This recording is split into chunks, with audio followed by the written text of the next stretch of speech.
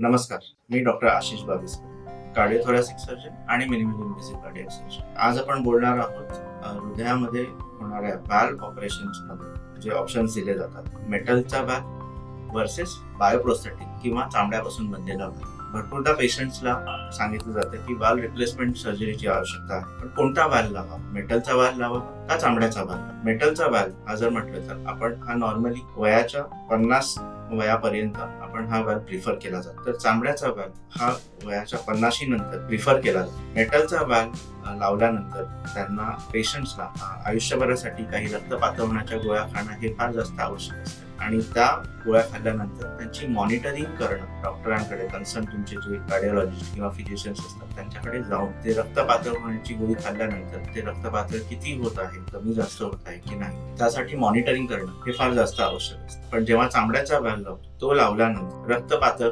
होण्याची जी गोळी असते ॲसिट्रोन किंवा वॉरफेरिन, तर त्या गोळ्या खाण्याची गरज पडत नाही. याबद्दल डिटेल माहिती ही आपल्या कन्सर्न कार्डिओलॉजिस्ट, कार्डियाक सर्जन किंवा फिजिशियन यांच्याकडनं आपण नक्कीच घेऊ शकतो.